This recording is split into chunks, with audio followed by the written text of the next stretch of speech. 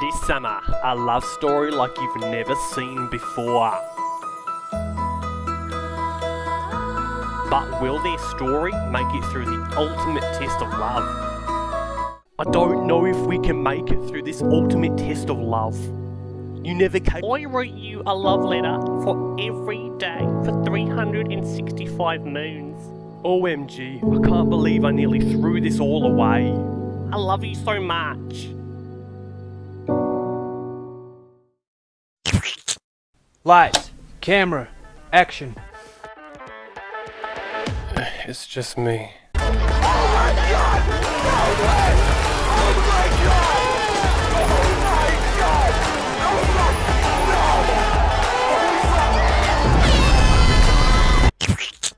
Hello everyone, my name is Big Bear. I'm a Hero Forge content creator and streamer.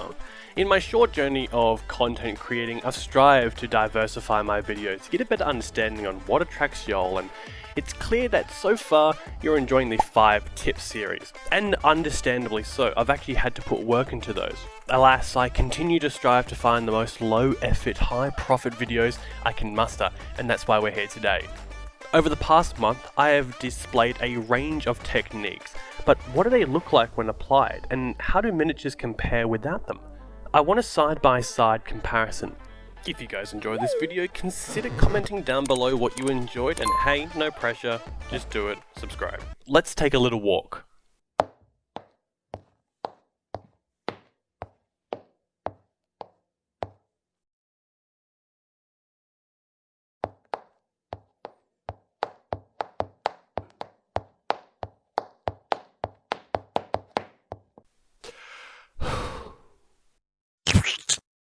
So to start this comparison off, I wanted to follow one big rule, and that was I didn't want to change the overall position of the miniature. That was going to be set beforehand, which you can see now.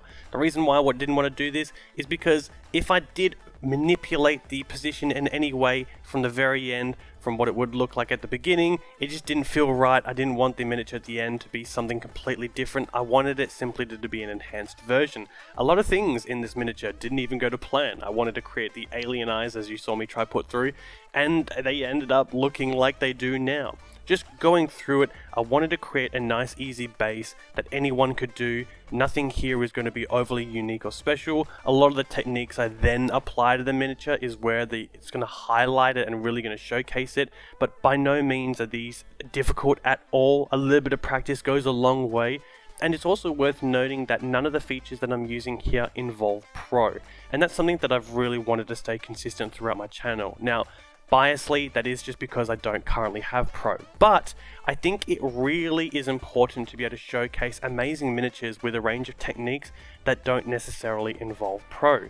Now, speaking of Pro, you might actually not need it to have its fullest features. And what does that really mean? Well, there are a lot of miniatures out there that you can open the save files of, and these are from people who have already had Pro. Now, what this actually does is when you open up these figurines, or when you open up these miniatures, you can actually manipulate a lot of the elements that are already there while still continuing to have the benefits of the Pro features. I use this technique if I'm ever creating a miniature that's levitating or flying, someone who's put down a glitch or something that requires dual models together. I utilize this to my benefit to be able to get those Pro features without having to actually do Pro. Now, that said, even though I don't have it, I would still highly recommend getting Pro. It looks like it just has an incredible amount of features. I'm looking towards to get it. It just really is the creme de la creme. You get features that no one else gets beforehand, and you get a whole lot more features that really do bolster up your miniature, especially when it comes to those dual miniatures like I mentioned a little bit earlier. It is so fascinating to be able to see what combinations and new adjustments and unique positions one can create when you have 2 miniatures in one.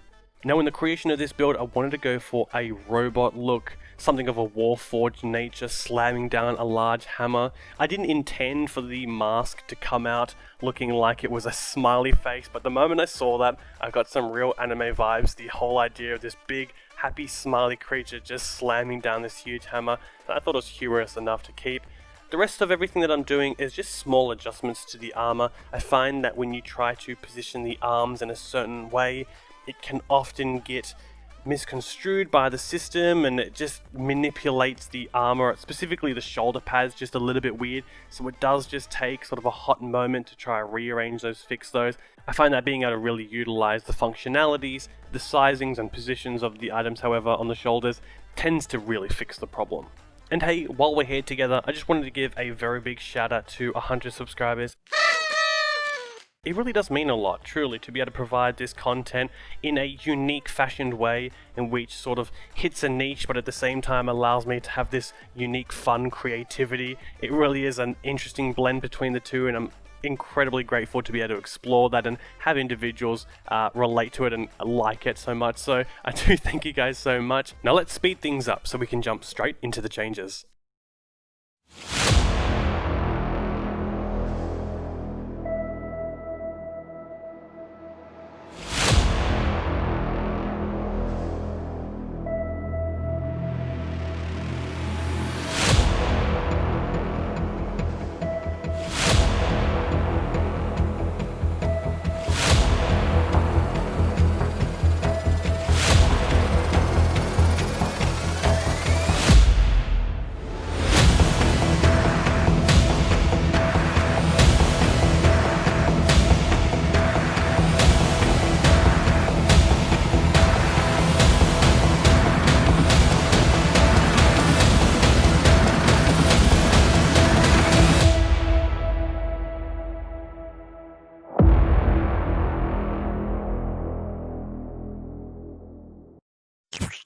Of course, no good Hero Forge miniature would be right without the right color system. So I jumped through back to my color copy system tips video, and I decided to use the base colors that I'd originally put on for this miniature when I first created him, and I simply color copied them and just adjusted them slightly so that his whole outfit is just an amalgamation of variants from the colors I initially selected. For the next tip that I used to enhance my miniature today, I decided to go back into the 5 tips for characterization, and I chose the rune glow effect. Being a Warforged, I thought it made sense that a little bit of magical essence would be going through him and his weapon, especially with these tentacles that are coming out from his battery backpack. So I decided to run it down the hand and run it through the hammer as well, just to really enhance the look and attack that he's putting through. From my decal tips video, I decided to grab the snow effect tip that I provided. A very big one for the video. I really enjoyed it and I'm glad that you guys did as well. I'm going to be applying that to this miniature today. Now, instead of it being a snow effect, I've decided to go for more of a muddy effect. As I said previously in that video, you can use it for a wide variety of different things, and here I thought the mud would just be perfect. And last but not least, a very simple one, the black base from the Hero Forge 5 tips, one of my original videos. This is a great one just to help your miniature stand out, and I think that his entire persona didn't need any further discussion. The hammer, the tentacles, the smile on his face, these were enough for me to show his characterization. I didn't feel like I needed to convolute the base plate with any additional items or animals, though this of course is to your own prerogative, and if you really enjoy them, go right ahead. But I thought I would take my own advice on this one and keep it nice, clean slate. So there we have it, chef's kiss. In today's video, I took my own advice and used it to showcase the improvements you can add to your miniatures. Let me know what you think below, and then hey, if you enjoyed the video, I humbly but ask you to consider subscribing. No pressure at all. Just do it. See you in the next one, Forgers.